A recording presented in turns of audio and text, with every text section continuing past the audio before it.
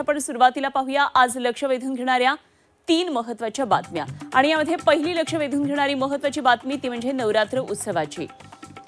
आज घटस्थापना आहे। शारदीय नवरात्र उत्सवाला आजपासून सुरुवात झाली आहे। नवरात्रीनिमित्ताने 3.5 शक्तिपीठ सजलेली आहेत आणि कोल्हापूरची अंबाबाई, तुळजापूरची तुळजाभवानी, माहूरची रेणुकामाता आणि वणीची सप्तशृंगी ही 3.5 शक्तिपीठ आहेत आणि इथे कायमच भक्तांची गर्दी असते। मात्र नवरात्रीच्या 9 दिवसांमध्ये या ठिकाणी लाखो भाविक दर्शनासाठी येतात। घरोघरी घटस्थापना केलेली आहे।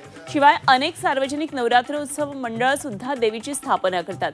आजपासून पुढचे 9 दिवस राज्यात दांडी आणि गरब्याचा उत्साह देखील पाहायला मिळणार आहे। दुसरी महत्त्वाची लक्ष वेधून घेणारी बातमी ती म्हणजे ठाणे मेट्रो संदर्भातली।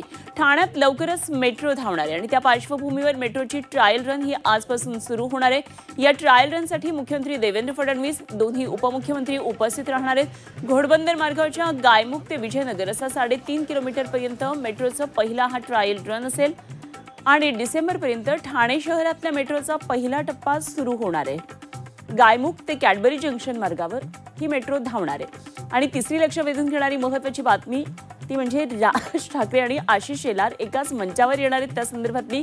तर हे दुरावलेले जुने मित्र आज पुन्हा एकदा एका मंचावर येणार आहेत। राज ठाकरे, आशिष शेलार आज एका मंचावर दिसतील। राजकीय वादानंतर पहिल्यांदाच दोन्ही नेते एका मंचावर दिसतील। शिवाजी पार्क जिमखाना उद्घाटनावेळी राज ठाकरे, शेलार एका मंचावर दिसणार आहेत। तर नूतनीकरण केलेल्या शिवाजी पार्क जिमखान्याचं उद्घाटन होणार आहे आणि या कार्यक्रमासाठी राज ठाकरे, सचिन तेंडुलकर, आशिष शेलार आणि एमसीएचे पदाधिकारी उपस्थित राहतील।